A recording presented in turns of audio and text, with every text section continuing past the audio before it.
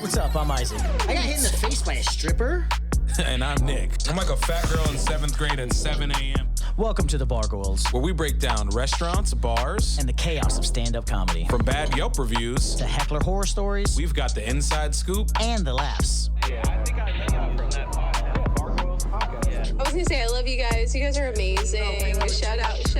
Just makes me happy every time I see her. Bar. Every time I see her, I just get so happy. Oh yeah, all right, cool. Good for you. That got weird. Yeah, that got weird at the end. Fuck it, whatever. What's up, everybody? I was just talking about how happy I get every time I hear Daphne's voice in my fucking ears. Here we are, Bargoyles. It is your favorite local podcast. Maybe. There's not a lot of local podcasts. We may be nominated soon. Who knows? We'll send you the information then. But until then, thanks for checking us out. It's us, episode 131. We're here hanging out. It's me, your boy, Isaac Ignacio Bennett. And then in office, as he's taking my bad. Hey, no, all good. It's your boy Corporate Nick, and Corporate Nick got a new job. Oh, wait a second. I have a button for that. Where's the beep, beep, beep? Is it Aaron? This one? Yeah. Oh, shit. Before you talk about that, let's introduce our guest here. One of the coolest homies I got to meet. And this is such a weird world where, like, you never think you're going to just, like, be mad cool with somebody who's, like, an hour and a half away that you've met maybe 10 minutes total of your life. And, like, that's how this fucking world works. Give it up for my guy over here, Chris K. Yeah, Sorry. What is up, everybody?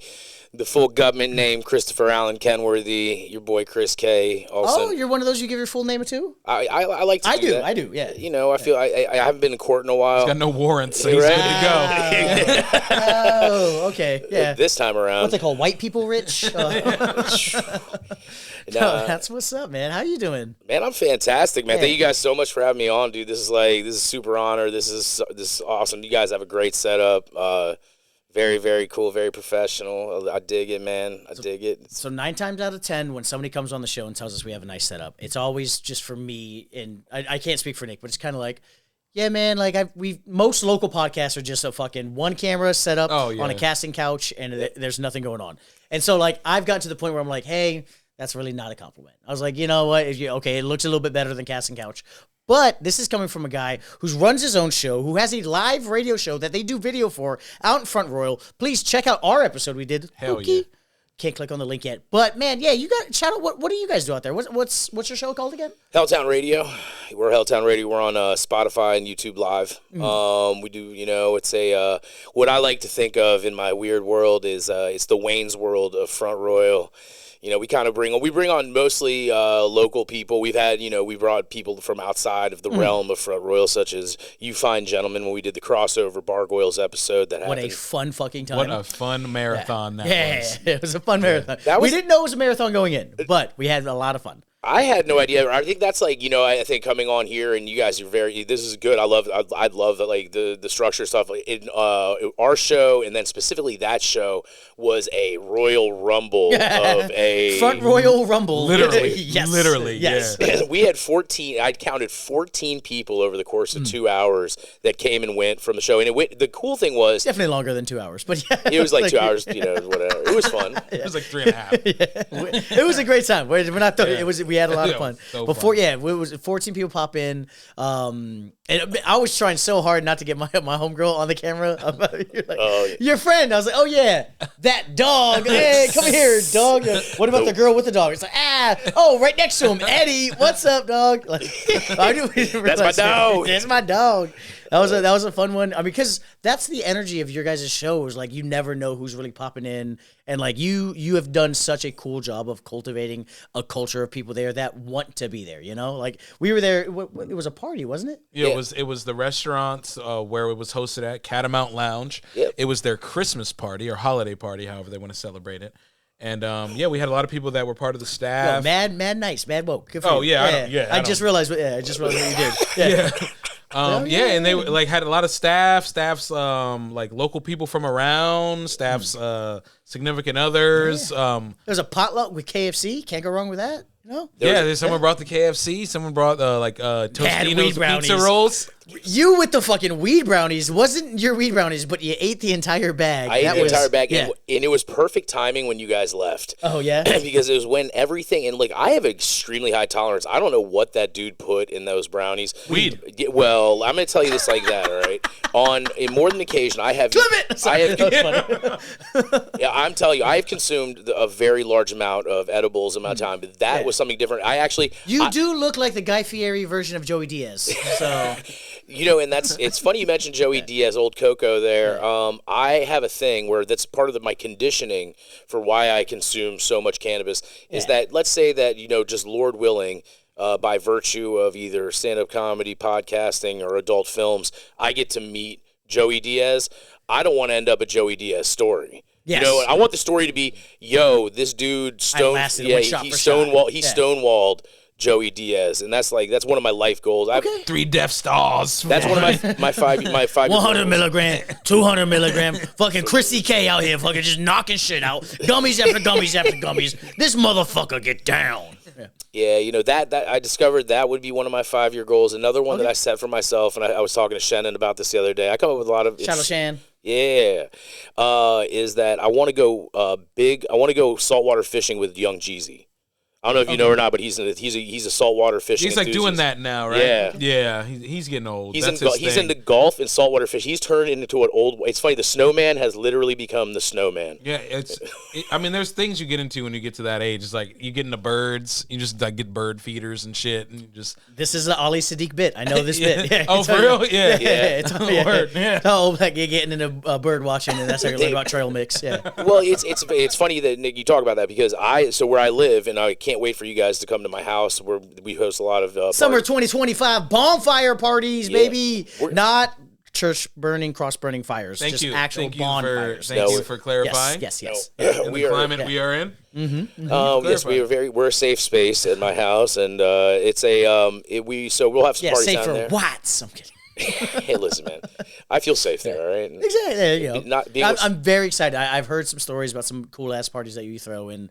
I know your energy. I'm so excited for a fucking just nice little kickback out there of bonfires. I haven't been to a bonfire party in a minute. Is this thing you do every summer? Or? Yeah, you know what? Yesterday it was nice out, and we had a bunch of wood to burn, and we just had some folks come over. So it can happen. From this point forward, it could happen any point in time until November. But with that being said, where I live at, it's when I wake up in the morning, I wake up to birds. Yeah, and it's crazy because I'm starting to be able to identify them. Mm-hmm. By sound, and then I can also I know what they look like now. Damn. And so just inherently that interest, I bought binoculars for I bought binoculars for it actually. So and then when I saw that bit, and then him reiterating it holds a lot of water. Have you looked up, Nick? Have you seen it all? Just the freaky, sexy names of birds.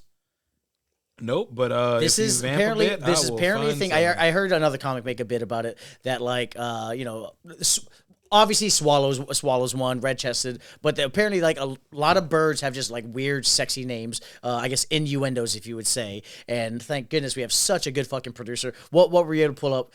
This is official. It's on Reddit. So we're on Reddit, and there are innuendo bird names. Which are the funniest? These are the and legit this bird gentleman names, at Bird Watching on Reddit went to the r/. Come on. Oh yeah, r/bird watching. Sorry, I'm still we more look of a so Twitter.com losers guy. now. Got X, bro. We have the brown booby. We have the wandering tattler. What's the one? The dick kissel. Okay, I was like, no. I was gonna wait for that one. Okay, sorry. I was gonna finish with that one because that's the best one. My bad. Yeah, it's at the top, but it's the best one. Then we have the rough face shag. Rough face shag. The classic blue tit. Yep. Mm-hmm. Peacock, obviously. Yeah. Peacock. He didn't have to put that one in there. The 8 Hooter. R.I.P. to Hooters, I heard that might be going out of business. The one in Manassas, I drove by. That one's Dunzo. That one's been Dunzo. But I heard that they're going bankrupt, and it might be they might be Dunzo. Bargoyles, this is our call to action. We need to save Hooters, all right? We need to get out there. Day one, A1, Wings Wednesdays, Thirsty Thursdays, Lick Some Taco Tuesdays. We got to get out there and save the fucking Hooters franchise, okay? Mm-hmm. Get you a triple plate. Was it called triple plate? What do they call theirs? I don't know, dude. I should know this. Now I look like a fucking idiot. You got look like an idiot. I infamously don't. You get you get wings, you get boneless, and then you get some shrimp. The perfect combo is the wings, Daytona, the boneless tenders. Get the spicy garlics, and then you get the lemon pepper shrimp, bro. That and just Once it's in your bag, or you take it to go, mix it up, all the flavors combined. I've never had a better mouth. I know where we're going after this. That's funny as shit. You know what? I'm with it. What about the millionaire meal? What's a millionaire? The millionaire meal. About that. I can't afford it, but go ahead, talk to me. It's 20. So it's 20 wings and a bottle of Dom Perignon. And it went back in the day. It used to be like $100, and then it went up to 120. And I'm sure now it's probably like 500. They got the Dom P at the fucking Hooties. I like that. They have it there. And me and my buddy, when we were like, when I was in my early 20s, and I fancied myself to be of the streets, we would go. That was we'd be like, yo, man, let's go to Hooters, and then we'll get the millionaire meal, and then the girls are gonna like us even better. Of course. Oh my God, he got money. He can afford the Illuminous bottle of Dom P. That's Dom P. So Dom P, I remember when I worked at the nightclubs in DC, people didn't like it. They were just like, because the bottle was too plain. It was a black bottle, black label, a little bit of green on it. And then in about like 2008 was the first. I wasn't working in the nightclubs then, but that's the first year I remember seeing it. They had what's called the Illuminous bottle, where they had like it came with the bottle, attach on button, and then it would glow, and you would see the Dom P shield. And so when someone's walking, it came with its own light. Like it's Dom Batman. Yes, exactly. Yeah, but the Batman signal was for hoes who were looking for dudes with money. Like, oh my God, he got money. Let's go to the table, and that shit was crazy. Because before that, it was all Clico, Ace of Spades, and then Dom P just came out of nowhere and fucking hit the market. Cristal, that was a thing in like the late 90s, early 2000s. That was like they had that nice that was wrap. That was 7-Eleven champagne, wasn't it? No, Cristal. It was nice. No. Oh yeah, I didn't know. Cristal was in the rap videos. Yeah, it was the one that came. It was the one that's in the gold. The gold. It came in its own plastic bag. Yeah, own plastic bag. Yeah. Oh shit. It does. You know what, man? Out of all of them, Veuve Clicquot definitely. A $4,000 bottle. Damn. Okay. Jesus. What the fuck? Yeah, I think the Veuve Clicquot is my favorite out of those. Oh, nice. We got a Veuve Clicquot, a Bargoyles shirt that we do. No shit. It's a cool shirt. Yeah. All right. Now we figure that out. That's fucking crazy, man. That's a lot. Yeah, I mean, we're talking about a lot of. This is how you know it's a good show when like we're not doing what we're supposed to be doing. I have a format here, but like we're having a kickback. Yeah, we're having it's a cool fucking time. I wanted to jump on my Jeezy story. Working at the nightclub, Obama got reelected. Who happened to be in the building when I was at the park in DC? Fucking Young Jeezy, and they played My President's Back I was about to ask. 4 times in a row, and I was working his table. Fucking 307 was his table, sitting right there next to the trash can. And the first 2 times, she's like, "Man, come on, I'm just trying to be fucking. My president in a black Lambo too," and he went in for like another 20 minutes. It was amazing. He just wanted to kick back and like celebrate the history of Barack Obama get reelected. Yeah. And when an entire nightclub is screaming at you your song, he jumped on that fucking moment, and he's a legend to me for that. I'm honestly not that super familiar with his music, but to me, he's an icon legend because I have this one memory that's just like, T-R-A-P. I listened to that. I actually listened to a lot of Jeezy on the way over here. Jeezy's one of my spirit animals. Oh, you true. Thug Motivation 101 guy? Thug Motivation, I feel in itself, it was aptly titled, right? Like that is more motivation than I've ever gotten from a church sermon. Luminous. Oh, yeah. That's more inspiration I think I've ever gotten from a church sermon or from a Tony Robbins, seminar. But it's Thug Motivation's fantastic. The Recession's fantastic. Jeezy, I think. Well, he's no longer Young Jeezy. He's Jeezy. I think he's a great spectacle of what you should have done as a hip hop mogul. He kept it real. I mean, he had his ties to Big Meech. He also expanded himself as a businessman, and he kept himself out of enough trouble. He kept himself relevant. I love enough trouble. He also got me suspended for 3 days in a middle school for wearing the shirt. Oh, you wore the snowman shirt? Yeah, I was an asshole. I knew I shouldn't have wore it. Oh, what's the snowman shirt? But no, so it was snowman shirt because you made a snowman reference earlier to him. I didn't get it, but I was just kind of like, I'm just happy to be part of the conversation. So this shirt right What's going on here? Yeah. This was the Young Jeezy Can't Ban the Snowman T-shirt. Why would you get banned for that, or why would you get suspended for that shirt? Because it was banned in schools because it referred to selling cocaine. If you're the snowman, you are bringing snow. That's a reference to cocaine. Okay, gotcha. And they said vehemently. No, you nailed it. Yeah. They said you do not wear this to school. No, you said you got I did, and now we're gonna say it wrong because wrong. now we're trying to. Yo, it's Vermont, dog. Yo, Vermontly, break out the cheese, big dog. What's up? Yeah, my mom had no idea I had the shirt. She never even thought for a moment that it would be me. She probably thought you were like mad into Christmas. Like, oh shit. I can make that shirt today. Right now. The Bargoyles fucking can't ban the snowman shirt. Yes. Click on this link right here. We got the Bargoyles official snowman shirt. Shout out Young Jesus. Yeah. They threatened to expel kids for that, but they couldn't really do that. So they got me in 3 days. That was stupid. Damn. Yep, and even like, and then his snowman chain was a point of where I say just enough trouble. So he had a beef with Gucci Mane, even though they had, I think both of their big breakout track was Icy, and they did that. Yeah, they did that as a track together, and then allegedly one of Gucci Mane's henchmen busted up on Jeezy at his, I think, wherever he was hanging out and attempted to steal that chain. And then Jeezy and his entourage responded by shooting him into death. And, shooting him into death. Yeah. Into death. They killed him dead. They assassinated him on the spot. And I'm just trying to give as many.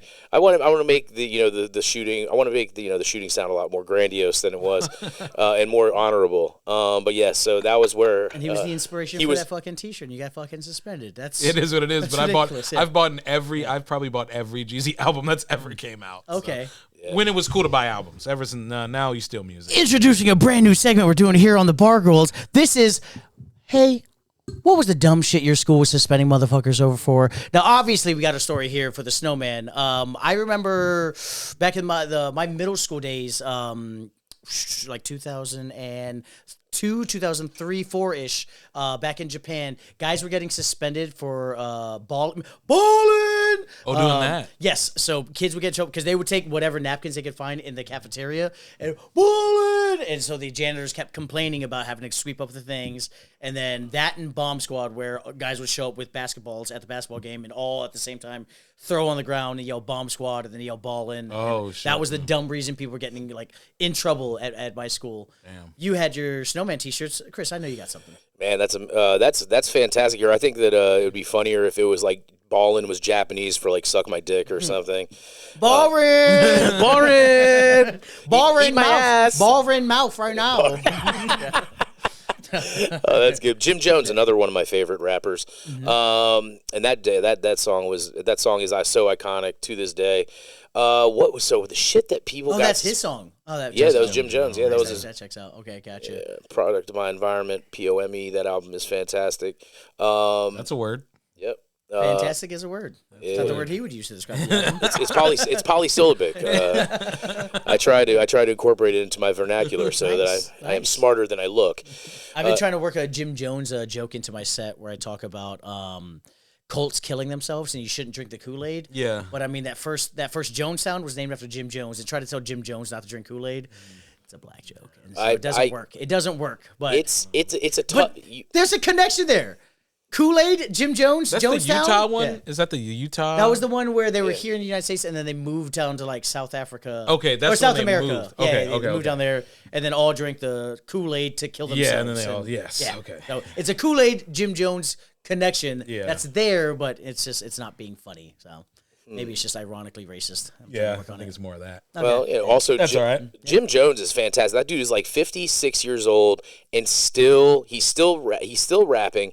If you've ever watched it, I follow him on Instagram. Chris, he's so bad at rapping. He's so bad. He's bad, but he's good. He's so bad he's good. He's got catchy beats. He's so bad. He's got catchy beats. He don't make the beats. That's fine. Elon Musk doesn't make the Teslas either. Let me ask you. You say he's so bad that he's good. Nick, who's a rapper to you that's so bad that they're good? Because I would say Riff Raff. Like, yep. Bad. Oh, Riff Raff is a really good one. Wow. Yeah. So Three bad. Loco. Yeah. That's probably the one right there is Riff Raff. Okay. I'll sit, or like, I don't know, like Oliver Tree doesn't rap, so I can't say Oliver Tree, but like his music's so bad, it's good. Almost good. Okay. Yeah. Yeah, I don't, I shitty guilty pleasure music. Okay. Yeah, I guess I'd have to have a little bit more. Because you can't go like Weird Al. Like, that's parody music. Yeah, I mean, he's intentionally intentionally bad. Yeah. But it's also good. Oh, no. Miles. That dude. Do you know Miles? Martin Luther King. Oh. He had a dream. You be bumping that? Yeah. What about Rosa Parks? You be bumping that for real? Damn. Damn. Because it's so funny. Yeah, it's so All bad his it's shit, good. it's So so bad it's bad. good. Yeah, and somebody asked him one day, they were like, hey, man, do you ever think, like, you're ever going to strive to be even worse than you are? He was like, yeah, man, like, every day I work really hard to be even worse every day. I'm scraping the bottom of the barrel, and I can go lower. His shit is just like, he knows That's what the fuck crazy. he's doing. You That's know, your boy. Miles. Good for you, man. Jesus. What an admission. That's ridiculous. See, yeah, but I'm trying to think of what was like the thing because I went to middle school like close to 30 years ago, and that's how old. Yeah, that's how old I am. And so in the 90s, it was still in this era of like we were getting away with like tongue in cheek shit, like so Big Pecker T-shirts. I don't know if you've ever seen or Big Johnson, the Big Johnson T-shirts. You guys know how old are you guys? 33. 34. All right, so you guys are so perfect. Big Johnson shirts, and they did have a resurgence for a while. They had these it was like this little nerdy guy, and you'd always have these big boob chicks hanging all over him. Yeah. And then the shirt would be an innuendo. So one of them said Big Johnson's Casino, liquor in the front, poker in the rear. Okay. And like stuff like that, or like and it was always some sort of penis innuendo on there. I remember seeing Big Dick is back in town. The Big Johnson, there's one right there. The nerdy guy out for Bush in '92. That was a funny one. Like stuff like that. So people would wear shirts like that, and you would usually get away with it. Yeah. But because 4 girls want to take a picture with them on spring break, not realizing it's ever going to be posted anywhere. They just think some old guy's going to take it home, put it on his mantle, and the next thing you know, it's blowing up on the internet in 2002. Like, what's the internet? But this was a time when the parental advisory stickers had just become a thing. Oh yeah. Right. Okay. So instead of like it's school stuff that was like kind of like taboo or whatever. I think it was like more so trying to get media at that point in time. I remember I brought home Doggy Style. Mm-hmm. Yo, I got in less trouble for throwing firecracker in gym class with my dad than I did for having Doggy Style. What is Doggy like? The Snoop Dogg's first album. Debut Just album. having the album? Yeah. The name is Doggy Style. Yeah. So. And I mean, at that point in time, I think like it was way before the days of wet ass pussy and put it in my mouth and all that. It was kind of risque, but at the same time, it was wild. Like trying to get that was there you go. That was a big. Where the dog? Yeah, Nasty. Awesome album. Dog. It aged extremely well. Not really, but almost got to buy. Dude, what's funny though? It's like you look at Snoop Dogg now. He's like. 200 years old. He does everything. And he's got, I just watched this reel of him, and it's him and a 4-year-old little white kid, just dapping each other off and then, giving, doing pictures. If you told 19-year-old Snoop, everything you're cultivating right now is going to lead to that point in time, he'd be like... He looks like a bad character of gang culture crossed with the Crypt Keeper. Like, oh, nice. Yeah, good for you, bro. Yeah, nice. Oh, yeah. Tell scary stories to tell in the dark. All right, nice. Bones. No, fucking Kev Hart, when he did that roast and he was, going in on him, as much as I didn't think a lot of his set was funny, that one nailed true. Where it's like, oh, look at you, 50-year-old gangster. Fuck are you doing, man? Come on. What are you doing? You've been doing this shit for 40, 50 years now, Snoop. Can we... What the fuck? But I'll never give Kevin Hart credit, but that one was good. It's pretty solid. Let's do you have any plugs? Let's get to some plugs here because I want to talk to you about your restaurant background. As we are the Bargoyles, we like to talk restaurants. We like to talk that, and you have a story when it comes to some restaurant stuff. But before we get into that, you got some plugs, your socials you want them to check out? Yeah, socials, Helltown Radio, again, find us on YouTube Live, Spotify, Chris K Comedy on Instagram, Facebook, the Catamount Lounge. We do an open mic on Monday nights for any aspiring comedians want to come out and get 15 minutes of fortune and fame. We host comedy shows. Once a month we're doing showcases. In fact, this month's showcase featuring the amazing, the illustrious, the incredible... Incredible. I was going to say incredible is the word. Isaac Ignacio. Right there, guys. Yeah, that's guys, it's my first headlining show. I am so ill-prepared, and we're going to have a great fucking time. It's actually a beautiful story how it came up. Any more plugs before we get into the story? Plugs? The Humane Society, shop, don't adopt. Or adopt, don't shop. No, don't shop, man. Get your dog. And as you know, if y'all ain't following Nick and I by now, you just don't care. It's on purpose. It's on purpose. Yeah, it's on purpose. This is on purpose. Right, we're here. Yeah. So it's out there. But no, March 29th, right here. the incomparable Isaac Ignacio with friends. Ace was put first. Is this got to be in alphabetical order? Because I didn't ask for Ace first. Ace, Carson, Eddie, Songbird, Jenner, Coker, and my fan man, Christopher Kenworthy. It's going to be a great fucking show. Really got sprung on the idea, and I've been like, holy shit, light a fire under my ass, and I've been truly appreciative of the opportunity. You were there, Nick. What kind of happened with that whole, like, this thing on the live show? Well, we were doing the live show, and it was just kind of Chris over here out of nowhere in a great way, in a very gracious way. Energy was awesome. After George yelled at us in the beginning with the intro. Yo, we're out here, boy! Oh, shit. Are we safe He's here? wearing khakis and dress shoes. Why is he yelling at us? Just sprung that was the date they were looking for to have Isaac on, and it seems on like is they've on worked is it a out. word.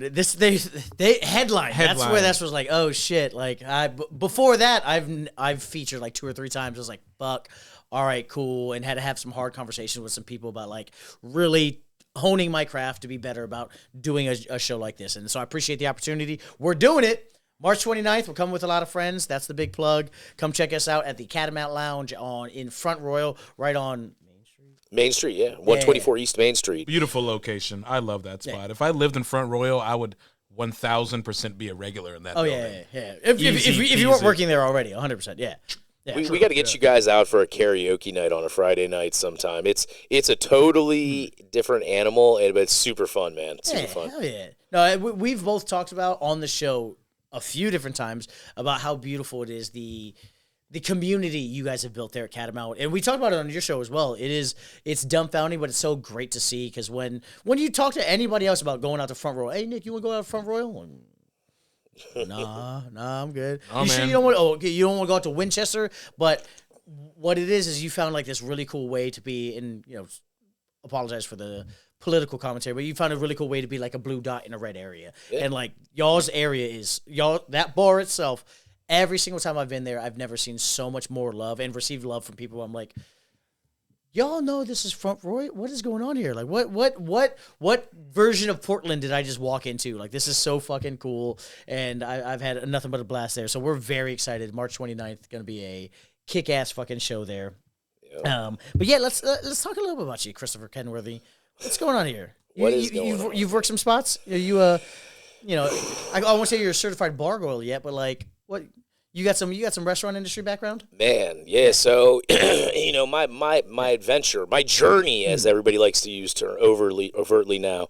Everything's a journey now. When you talk to like young white women, they're like, "Oh my God, we're on a journey." It's like, nah, girl, you just like not drinking for a couple of days. It's not. Yeah, that's my holistic sober journey. Yeah, the journey's it's been an adventure. It's been a journey.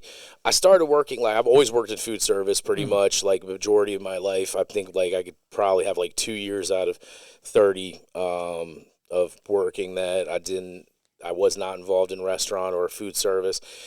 But I was a kid. I worked at the Chesapeake Bagel Bakery, which was a big chain in Northern Virginia. Hey. That was my first What ages as a kid? That was like 14. Yeah. Damn. Okay. I had a paper route when I was 8 years old. Jesus. Yeah, it was back when they used to let kids sit in the back of like station wagons, and my mom would drive me around. Oh, you got a wicked fucking sidearm? Yeah, dude. Yeah.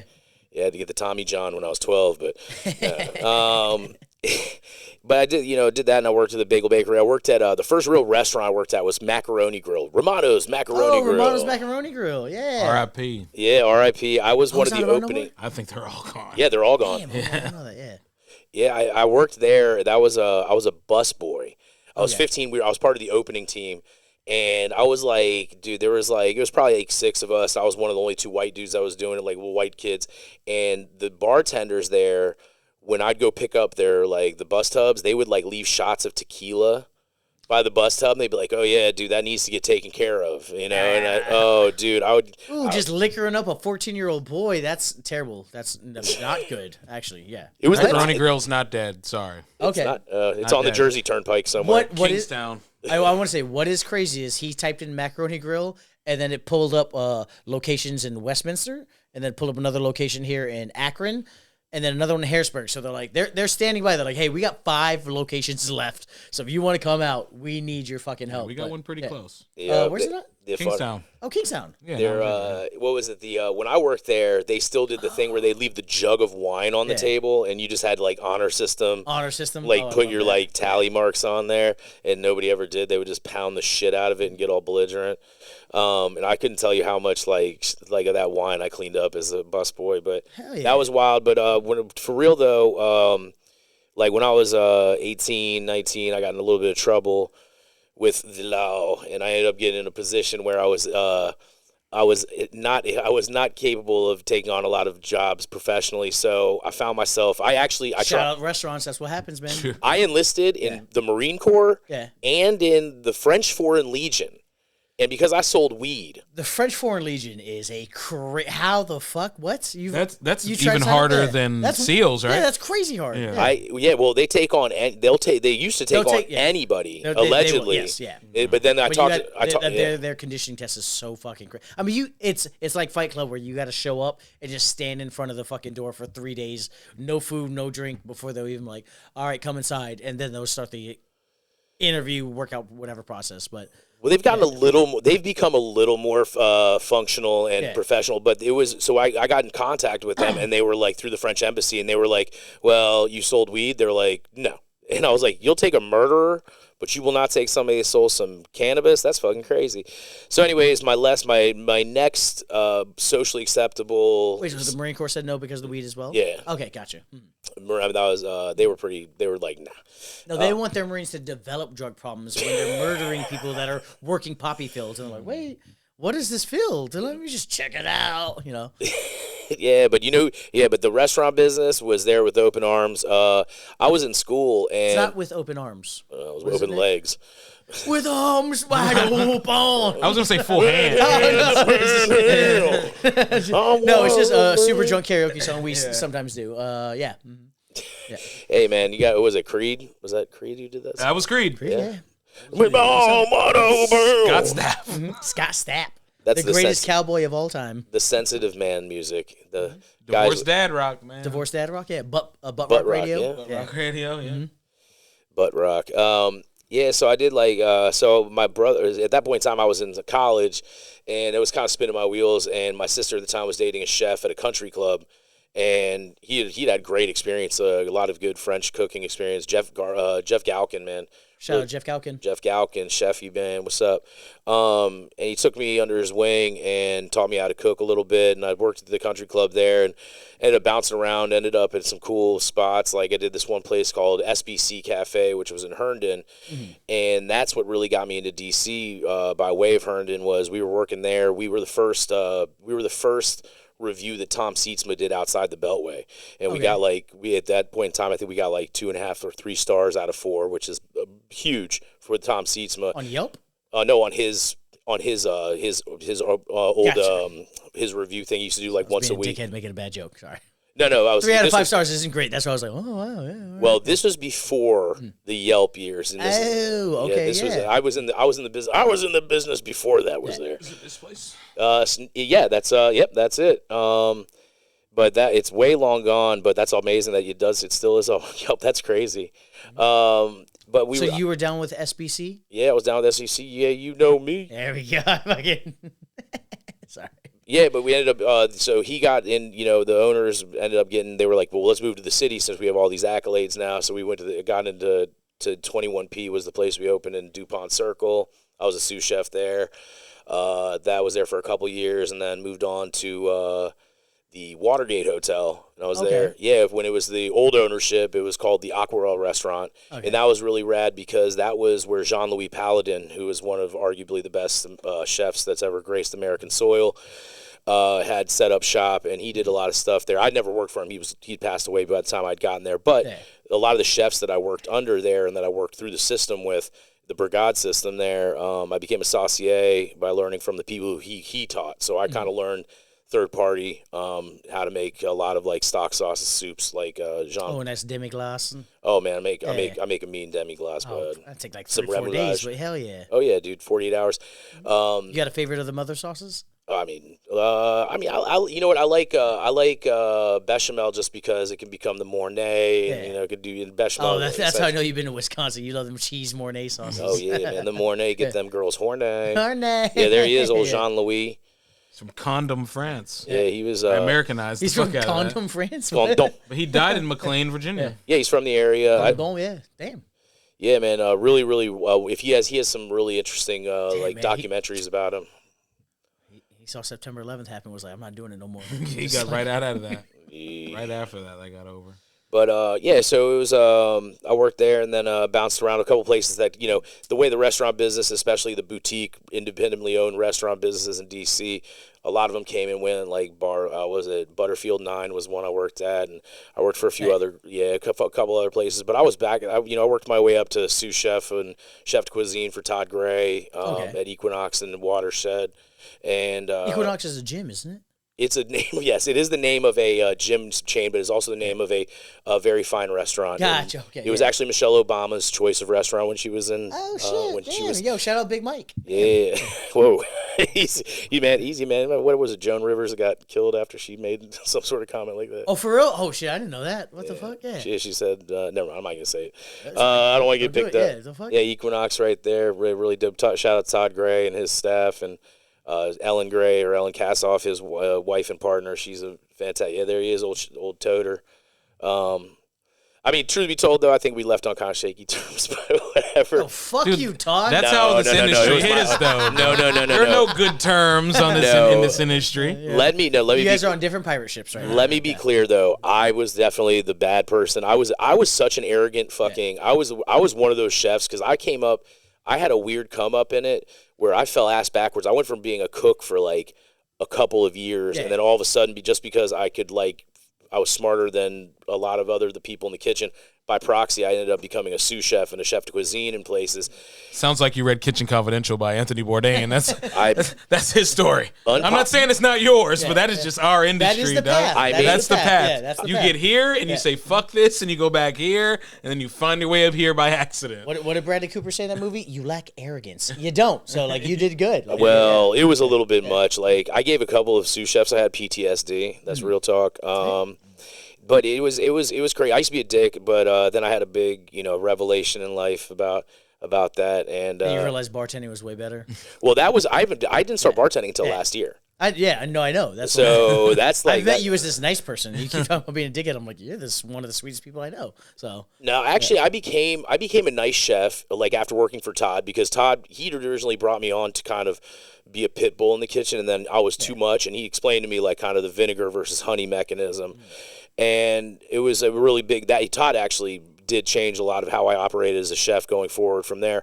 And I became more cognizant of people as people and not just instruments. And, but you know what? That actually weakened my chef game a little bit because you would find that like people started caring about people's opinions on your Mornay sauce. I'm sorry, but back of the house folks, as much as I love them and they are great people for the most part, weakness and kindness get often mistaken. Oh yeah. And it was but I did, a couple other things. I ended up moving out of DC after working for Todd. It was just like I figured out, and just no offense to anybody in DC, but you're like, when you're cooking at that level, you're cooking for all these politicians and business people that are fucking selling. They can't identify fucking cayenne from paprika, bro. They're just spending money on a fucking bill so they can impress their clients. That and also just they're kind of like not people I want enjoying my art. I guess that sounds kind of conceited, but like, so I met my wife and we ended up moving out westernly, and as I worked out there, I ended up I worked at the Cowboy Cafe for a little while. That was wild. That was in between, just to be real, when I was awaiting sentencing for that weed charge I was talking about. Cowboy Cafe in Arlington? Another one, actually. But,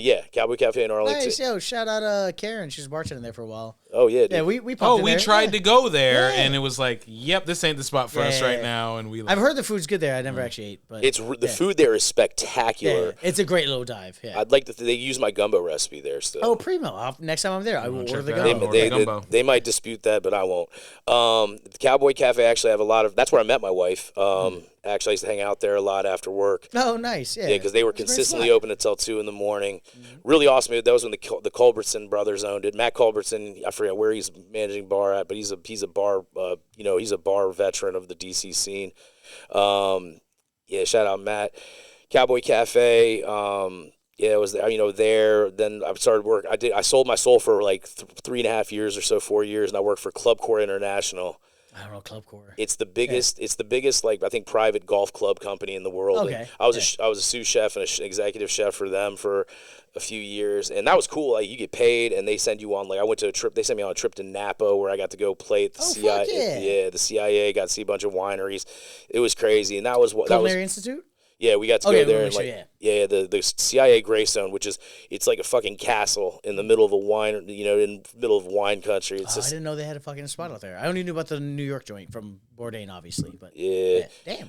Unpopular opinion, I wasn't a big Anthony Bourdain fan, but you're allowed to be. You're allowed to be wrong. I know. I do love Anthony Zimmerman though. Oh, nice. Yeah, he loves DC. He fucking yeah. He's a weirdo, but he's cool. I like his weird style. He looks like Dr. Robotnik from Sonic. Yeah. He's got the snakehead soup recipe. That fucking. Oh my god. Yeah, I like. I did a tomato dish when I used to own. So going forward, I worked like my way out to Front Royal. Ended up finding quality of life versus the hustle and bustle, and like there's an exchange. Like you obviously are not going to be able to operate at a city fine dining level, but you do get to have an artistic outlet. Opened up my own restaurant, was open for 3 years. My partner and I just kind of dissipated. It was a lot of the industry happens, yeah. Yeah, there was a lot of factors involved financially, personally, and we ended up getting out of it. And that was cool. And then I went over to the Monument in Winchester, and that was a really cool experience in my life because I went in there as the executive chef for the company, and we were operating an Irish pub as well as the concession stand.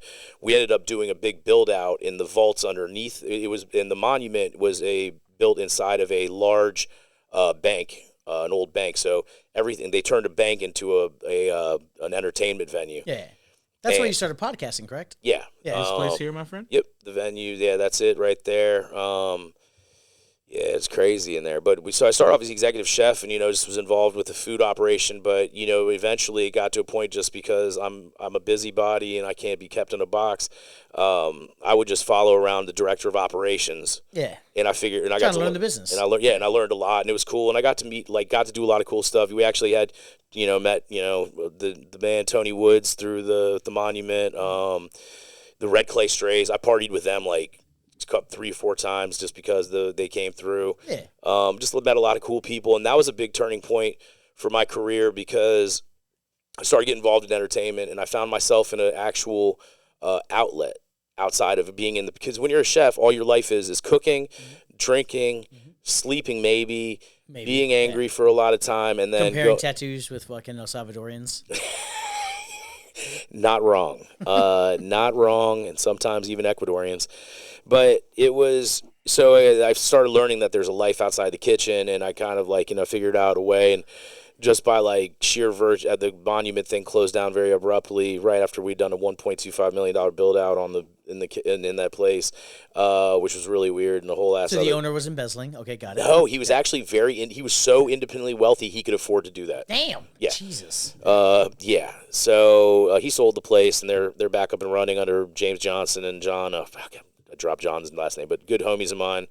But that was a really cool experience. But it also, to me, it was kind of like it was the signal that I was done with back of the house, and blood in, blood out with the restaurant business. And I ended up getting lucky enough to run into Shenan, who took over. So where the Catamount is where my old restaurant used to be. Gotcha. Okay. So she'd contacted me because she knew that I had some skills. Well, no. She knew I had knowledge of the building, and she was asking me before she got involved with the lease. And then she kind of was like, "Hey, do you know anybody that could bartend?" And I was like, I'm actually in the market for a career change. I have I've been around bars. I understand, and the mechanics of math. Well, the mechanics of a bar, the way you set up your wells, the way you set up your table, your mise en place station it's very similar to line cooking. So as long as you translate that into the mechanics of it. Just working in an open kitchen, right? With liquids. Yeah, with liquids, and the people are a lot more pleasant. For the most part, they're a pleasant drunk as opposed to the opposite when you get the drunk people behind the scenes. But yeah, so I got involved with Shenan, and then we started off just doing open mic there one time a week, and then eventually we found that people were really drawn towards the live entertainment aspect of it. And so now like I said, we're doing the comedy once a month. We have a variety of shows, so types of music. You can see my hand right here is holding the cocktail. Yeah, I was going to count that out. That is me. Oh, nice. Yeah, we do that. We've had a magic show that was wild with Ryan Daniels. I don't know Okay. yeah, Ryan's a funny ass dude too. He does stand up sometimes. It's actually That's what's up. so so it's been interesting. A wild fucking story for you. Yeah, I was in the Philippines. Yeah. And then the Philippines, that was a whole ass thing, and I think that was a wild how we met. That one night you came in. And I was like, I saw this dude over there, and I was it was at Hog Shack. Yeah, Hog Shack, yeah. It was at Hog Shack, and I was like, man, this dude over here trying to dress better than me. And so I had to go over and find out who the fuck he was. And I was like, oh, what's up, man? I noticed you were Filipino. I was like, oh, what's up, Kuya? And you were like, this motherfucker. Oh, yeah. You were like, oh, boy. Yeah, he don't fuck with that shit. Yeah, right? Yeah, and I had a great fucking show. He called me Kuya before I went on stage, and then I got on stage. I was like, "Yo, shout out that fucking white guy who called me Kuya. I bet you call black guy's brother too." and then you said something else. Yeah, I said you looked like Guy Fieri if he had racist haircuts. Yep, and then I changed. Dash cam off. And that's why you see this, and a lot of my aesthetic You don't get the changed line that no more. day. Yeah, you don't get the line. I grew out. Yeah.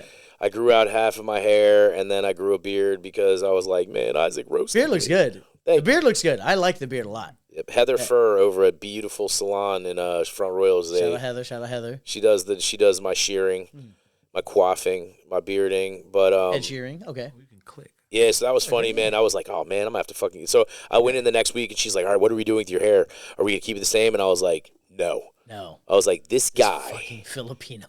This fucking Filipino. And so that was... but that was really funny, dude. But... That, you know what's funny, though? What happened with the Philippines? Sorry. Oh, so the Philippines. My bad, dog. Let's wrap that, and then we'll get to the game. Yeah, dude, my bad. I talk a lot, dog. That's why... Yeah, my bad. You'll be able to edit out a lot. So Philippines, the guy who owned, there was a primary owner of 21P, him and I became really good friends over the course of years. And I went to high school with a lot of Filipino folks and became good friends with them. I was in the cotillion, the whole nine. And so I introduced my friend, who was the restaurant owner, to these group of Filipinos by way of another friend. And a few years down the road, I hadn't talked to him for about 4 or 5 years. Paul calls me up. His name Paul Grabham, my man, calls me up, and he's like, "Hey, Doug, this is how he talks. Yeah. He's like, I'm looking. Val San Diego and I are going to be opening a restaurant in Car City. We want you to come." And I was like, at this point in time, I was in between jobs, and I was having existential crisis as a result of it. So I was like, fuck it, I'm going to do it. I didn't ask my wife yet. And I told her, when I told her, she was like, what the fuck, dude? You should have asked me. So it was a 4-month job. That's a big thing to commit to, yeah. It was a 4-month job. Yeah. Hey, wife lady, I had a hard time maybe training in New York when I was going to do that. Fuck. Yeah. Philippines. So I got out there. It was in Cebu, and on the island of Cebu in a little town called Car City, which is a crossroads for Oslab and Oromok. Oslab and Talos. Anyways, long story short, 2 places where a lot of diving and whale watching go on. Yeah. And so they wanted to open up a Italian-style restaurant utilizing Filipino ingredients and techniques. We built an outdoor hearth oven out of literally the stuff on the property. We made the mud out of the mud on there. I've seen those YouTube videos at 4 a.m. I know. It was exactly a lot like the one that. you're talking about. Yeah. It was crazy. It was really cool. We went and bought a bunch of restaurant equipment and moved it in there and had this outdoor kitchen thing. Yeah. And it was on the property of this 350-year-old ancestral home. We made bread. We made our own breads. We had to learn how to make. You have to learn how to making baguettes hard as shit, and making pizza dough is hard as shit in general. Making it in that type of climate with the ingredients, with the ingredients involved. We made our own cheese. We had to go out and find Carabao milk 'cause you can't get, cow milk is not readily available like that. Cheese isn't a big thing in their culture out there. Yeah. Now it is. There seems to be a lot of imports coming, I think, from New Zealand and. You're seeing a lot with Korea as well, and Japan with their eggs, where they're like, "Oh, we need to beef up." Like Japan specifically after World War II, were like, "Why are we so much smaller than everyone else?" They're like, "Oh, they protein everything," so that's why Japan got so obsessed with the eggs. That's why you see Koreans adding a bunch of cheese because they're like, we are not good at this war thing because everyone else is bigger than us. How do we beef up protein and cheese? Protein and cheese. So you see, they're adding a bunch of that because there's another war coming, boys. Yikes! But it was a wild experience because I was there for like 4 months. I probably did like 3 weeks of work, and then the rest of the time I'm like, Paul is a maniac, Having a good time. Yeah, we just cruise island, hanging out, meeting all of his families.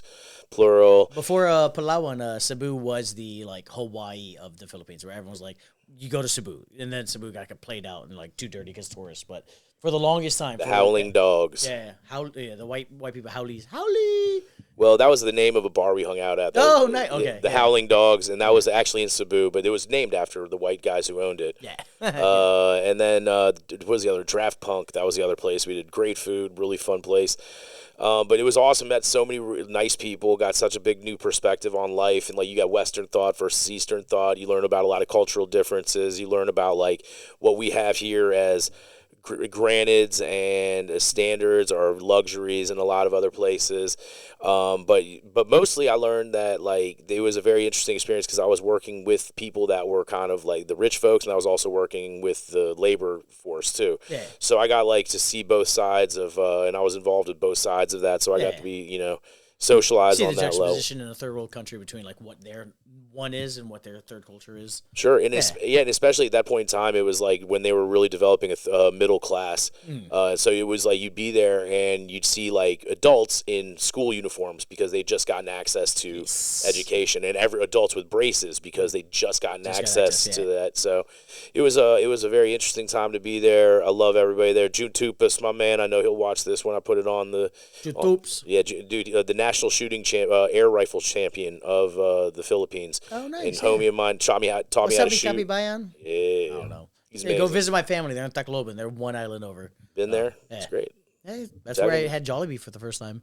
Really? I was like, oh, shit, yeah, nice, cool little island. It was a fun experience out there. I only went to the Philippines like twice. So your experience with the Philippines, when you started talking to me, I was like, oh, I'm a tourist in my own country, bro. Like, what's going on in my country. I don't really know too much. And, Nick's got a little bit of Filipino in him. So. Yeah, I date a Filipino girl. He's like, but, you are what you eat. Yeah. So, exactly. Mahal kita. Enjoys the lumpia. Ooh, mahal kita. Yikes. We'll figure it out.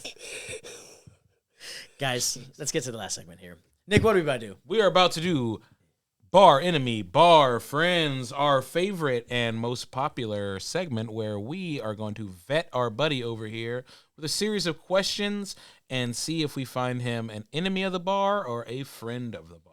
I love the vet. We're vetting our friend here. Nice. I like that. I like that a lot. All right, totally cool. Let's I'm just gonna fucking pull the Band-Aid off right now because we only got like 10 minutes to do this. Do you prefer front of house or back of house? Oh man, front of the house all day, man. Mm-hmm. Why? I guess it's I'm more of a people person than a lot of chefs are, so I enjoy the bullshitting with people. I like sales, so I like to get people to get that extra drink or have that little bit more fun. I also like to stir shit up too, so I want people to have a good time. So what kept you in the back of house for so long then? I'm good at it. Okay. Good at it. But not the best, but I'm good at it. So it was. Oh, your resume's legit. I saw Nick pull up a bunch of names. Was like, we have people come on here and just say some shit. You had names, so I'll give you that. Legit. But also I enjoyed myself in the back of the house. It taught me a lot about life, love, and the pursuit of happiness. And I just have a lot more fun being up front. For me, when you were in the back of house, because I'm the same as you, where my time is like probably 60-40 front of house, back of house, but I spent a lot of time in each area. As a chef and as someone who takes pride in their food, how do you take a plate being sent back? How do you take that? You know, man, never good. Especially when you know it's not a temperature thing where the server made a mistake, where you know that this might just be a bad opinion of someone on the other side of the plate. Man, I think it's contextual, man. Like if it's like slow as shit, then you're gonna be like, whatever, you know. For me personally, but if it's something like if it's heat of passion, man, that could be like my breaking point. You know, you'd be like, oh, this motherfucker, you know, like. But I think that I think it's every chef.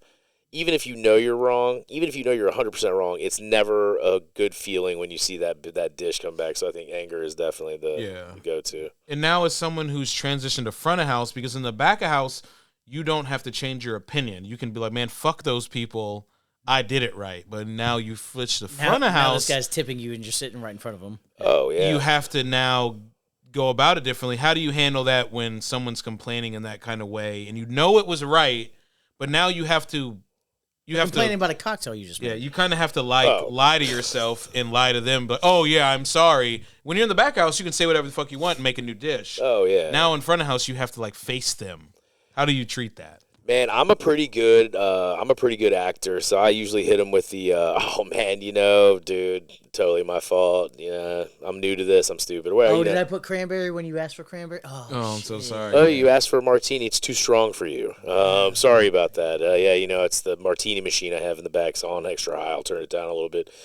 Yeah, just stuff like that. But I mean, again, I think of just where I'm at where I came into going from back of the house, where like the most easy day is like, you know, the easiest, you know, it's not as hard as it's just. I think it's easier for me personally to deal with, so I'm less stressed out, so I'm like more rational in the situation. Yeah. But I definitely, if I know they're wrong and they're being a dick about it, I will definitely fire back with they'll get a little bit of retort. I mean, like, not too much. I'll be like, oh, the martini, you know, the all-alcohol drink that you were saying is too alcoholic. And I use that as an example because that has been said to me before. Oh, yeah. Right. It's the problem is the Sex and the City girls ruined martinis. Yep. Before them, martinis were martinis. It is 2 ounces of liquor and then a touch of salt something. Yeah, it was like when James Bond was ordering him, it was cool. Yes. And then Sex and the City, it became... It became cool for a culture that didn't understand what martinis were. Right. So when the Sex and the City girls started coming to the bar, like, oh, yeah, martinis, whatever flavor. You're like, no. Martinis are alcohol. That's it. It's 2 ounces and then a touch of some sort of brine. It is a strong-ass drink. They're like, no, but the girl, she drank at Cosmo. It's got to be a sweet thing. You're like, no. That's different. They took a cocktail, put it in a martini glass. That's not... Yeah. Okay, yeah. So that crossover really fucked up as far apple as, teenies. That was like martinis. Lychee martinis are everywhere. Lychee martinis are hot. Yeah. Espresso, obviously. Well, espresso's the hottest. Espresso martinis are the hottest shit in the game right now. That's what's going on. Yes, that is the espresso martini is the appletini of our time. Yeah, it's the hot chick drink for sure. Yeah, we sell. And they're fucking delicious. They are so It's a hot bitch drink, and I love them. They're so good. Pairs well with girl dinner. Yeah, there you go. I would ask this. So, what is the furthest you ever taken an altercation in the back of house? Shit, dude. I mean, and show me the scars. Oh my god. I don't have any scars to show from anything, but there was a guy I worked with, and I'm gonna leave his name out. He's pretty well known, dude. What's his name? Yeah, right. This dude threw a full cast iron pan, like a 8-inch cast iron pan with oil in it at me, and then I was like, all right, well, we should probably go talk about this outside. And then we went out into the alley. We had an exchange. It was a couple blows apiece, and then fisticuffs. We got out, and then we had beers afterwards. For real. Now it's like that's another restaurant love story. You know. That kind of shit happens in like real deal restaurants. Oh yeah. You don't really hear that kind of shit happening in like Applebee's. Like chains. Yeah, chains, yeah. Because they have such a code of conduct to where you're so afraid of losing your job, but you start working in like real deal mom and pop or like 4-star, 5-star restaurants. Yeah. Like that fucking shit's fucking happening. It's a scrap. They gonna do that and then keep it moving for the restaurant. It's when you're working these chains, you're like, no, this is my personal respect. Like your personal respect don't mean shit when it comes to like the inner Washington. Well, what the fuck are we talking about? Right, you know? yeah. So also, I think people that are in like more boutique restaurants have a pride and passion part, and people that work at like a chain restaurant, they're doing it for the practicality, or it's because they could have been a garbage man, they could have been a cell phone salesman. It was whoever called them back for the first interview. Yeah. You know what I'm saying? So, yeah. It's one of you take your licks, you just keep moving. That's what I love so much about the industry there. Okay. You ever take an altercation too far with a guest now that you're front of house? I have not on my end. Okay. We had this really interesting night. This family came in, the husband and wife and their 5 to 7 year old child, and they came in and they ended up like, I don't know how they did it, but within 30 minutes they both got blackout, inebriated, drunk. Ooh, and in front of their kid. And so the husband goes to the bathroom, and he's in the bathroom, and some guy that had just gotten off of open mic comes out, and he's like talking to the wife because he sees a single woman sitting there, and she's like, listen, my husband's going to come out of the bathroom and he's going to beat the shit out of you. Could you go away? And he's like, oh, I just want to give you a hug. And I'm like, dude, what are you doing? Don't do this. And then the husband comes out of the bathroom and he sees what's happening, and he stops dead in his tracks. He grabs me. He's like, Chris, is my wife hitting on that guy? And I'm like, no, the guy's hitting on her, and she's telling him that if you roll up, you're going to beat his ass, and I'm not going to let that happen. And he's like, that bitch. And I'm like, no, dude. And like, so it goes. Motherfucker was looking for a reason. Yeah. So he was mad at the wife. Yeah. He kept getting mad at he the was wife. looking for a reason to be mad at her. Just no matter what was going to happen. Yeah. So eventually, they go over and that bitch ordered the lamb chops. I told her I hate fucking pork. Yeah. Well, unfortunately, it was just like really nobody knew what the hell was going on, and so I stepped in the middle of it to try to just like move the husband out of the place. He swung on the other dude, and then when he swung, because where I was standing, it kind of like his inside of his arm got me, and I went down on the bar. Damn. In the Catamount. So that's my big thing. And then I ended up removing him because he just knocked me over. I got the fuck up and. Yeah, kept moving. Yeah, you were sober. Ish. Oh man, yeah. But I've had a couple of like people with the 1,000-yard stare. When I've cut them off, be like, "You think you can do that to me?" And I'm like, "Yes." And I am currently doing that to you. Yes. And it's happening to you right now. I do not think. I know. Yes. They'll think about it for a second before I just kind of. And I'm pretty reasonable. I'm like this. I'll let them know. I'll let them know that they have. It's not going to work out the way they think it's going to work out, and the house always wins. So yeah, for sure. I got a bartending question. Now that you've been bartending about a year, have you ever started making a drink, realized you kind of fucked up that drink? You're like, whatever, and just still sold it. Yes, and Shenan, I'm sorry, Shenan, but I only do it. I only do it if it's somebody's like. Fourth or fifth, maybe if they're feeling good, if they're coming up if they come up and they're like, "Hey, I need a lemon drop," and I accidentally put a little lime juice in it, like I don't, But if somebody orders like one of our higher end drinks, like we have a drink that's like the Transatlantic's got Lagavulin in it. Yeah. If I mess that up, then I'll fix it, and I will also charge myself for it because I do feel bad when I mess up bigger ticket items. But I to be real, man, I probably have messed up 10 drinks, admittingly, probably 45 realistically. I'm just kidding, but I think it happens. Yeah, I get that. But you just got to keep, you just sell. Sometimes you got to go, man. I'll ask this based on the same between back house and front of house. For you personally, what individual item are you more proud of? A food dish you put out or a cocktail? Food dish. What was the food dish? I think what I make. I make a bouillabaisse. That is. I learned it from my mother, and it is reputed. My bouillabaisse, my gumbo. Soup, stocks, and sauces are really my favorite things to make. So yeah, my bouillabaisse. It's the thing you can't fake. It's just you taste the love that went into it. Yeah, I'm a big fan. I like making all of that stuff. Okay, so you're bouillabaisse. Oh shit, damn. Yeah. But I've made some good cocktails too. I've got like the Mothership cocktail that I made is a big seller we have, and I actually named that after it's for Joe Rogan. Named after the Mothership Club. Oh, the podcast down in Austin, right? Yeah, he's got his club, the Mothership, and I did it, as a nod as a comedian, but it's also I use Tito's vodka in it, and I'm hoping that one day. Because that's a Texas. Yeah. One day it'll catch on, and then Joe Rogan will find out about it, and then I'm gonna meet him, and then he's like, "Dude, this kid, he's going places," and then I'm gonna end up Joe Rogan's boyfriend. No, I'm just kidding. That's the path. I mean, everyone's got a different path. I get that. And then I meet Joey. That's why I meet Joey Diaz and show him up. Or you get stuck with fucking Tony Hinchcliffe.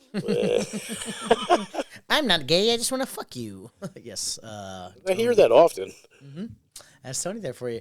All right, Nick. It's a 2-man vote here, so it's got to be unanimous, or it's going to just be contested, or it's just weird, yeah. or it's just contested. Which one of you guys likes me? Yeah, I can go first.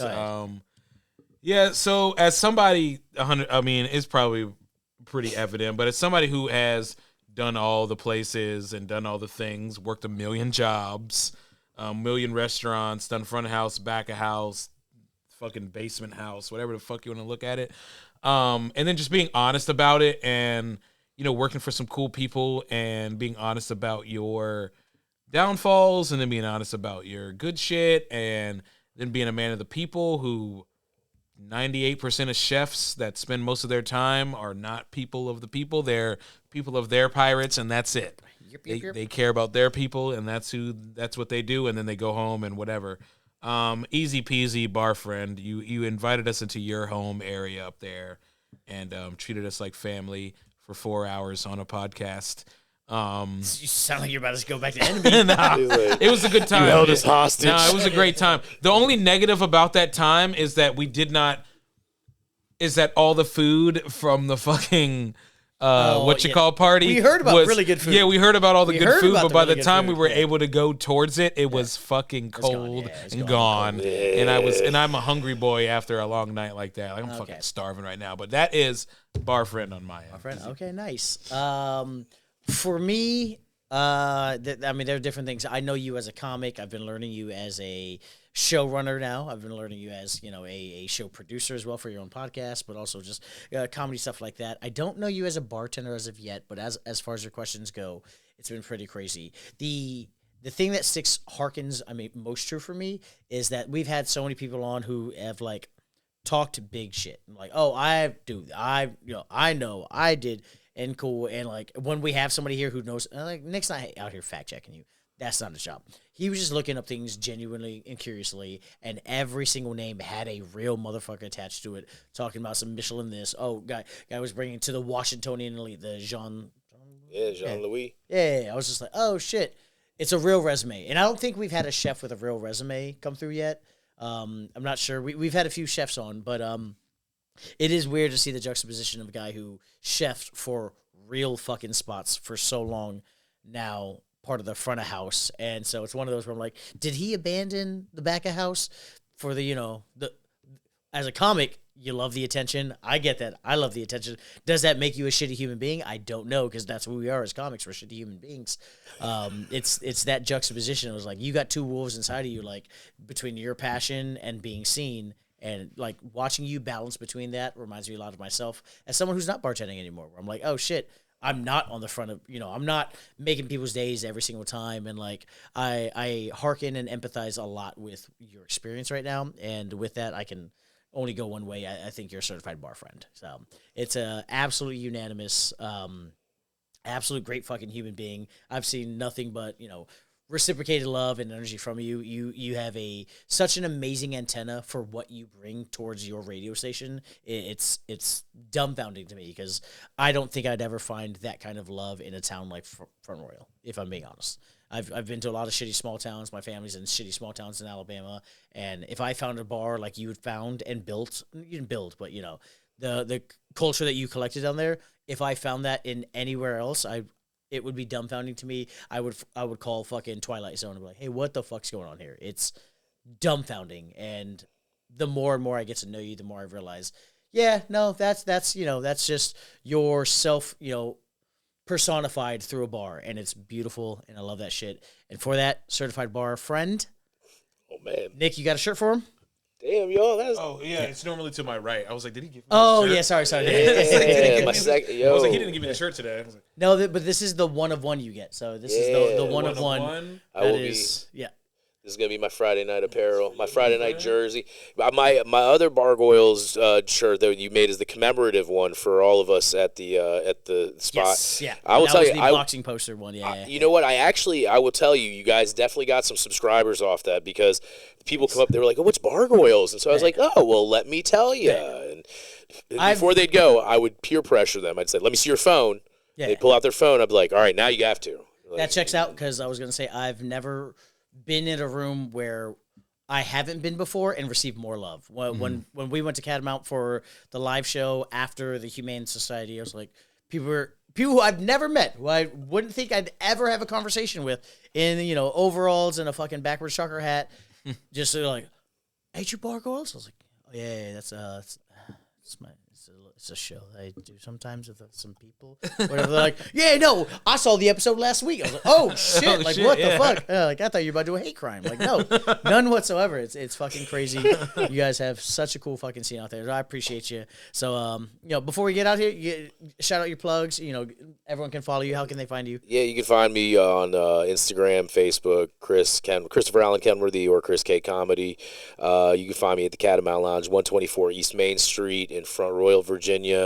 You can find me on the Helltown Radio. I think I already plugged Helltown Radio, but Helltown Radio on the YouTube and Spotify. And then March 29th, you'll find me in the mix with the homies for the incredible Isaac Ignacio for his amazingness. I want to say something about this show, man, just before we go. I'm super stoked about this show because you are such a fantastic performer, and I will tell you this right now. You'll be a late night talk show on one of the major networks one day. I hope we can take clip it. Yeah, no, clip that. Yeah. And like I said, when I'm writing the Come Up Buddy movie about it, this whole thing. Okay. Yeah, I'll be the weirdo narrator. But it was dude, it was a no brainer when we were talking on the show, and I was like, Tina and I just talked. Tina, shout out to Songbird Tina, Marie. What's up, motherfuckers? God, that was fucking good. But anyways, I was like, we were getting ready for the show, for a March show, and I was like, yo, Isaac's got to do it, man. He's too funny, and you had such a great presence. All the young ladies were like, "Oh, who was that cute guy with the blue jacket?" And I was like, "Cute dudes." Yeah, dude. And that's it, man. But I'm excited about this. This show is gonna be really fun, man.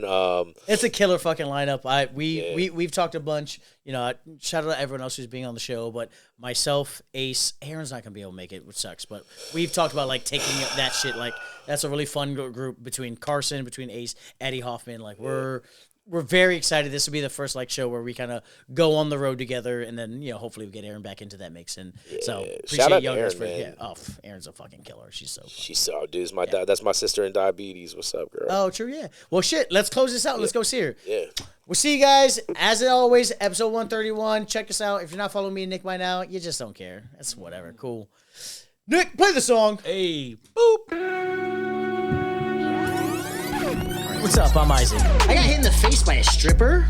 And I'm Nick. I'm like a fat girl in 7th grade at 7 a.m. Welcome to the Bargoyles, where we break down restaurants, bars, and the chaos of stand-up comedy. From bad Yelp reviews to heckler horror stories, we've got the inside scoop and the laughs. Yeah, I think I know from that Bargoyles Podcast. Yeah. I was gonna say I love you guys. You guys are amazing. Shout out. Who needs therapy when you got the Bargoyles?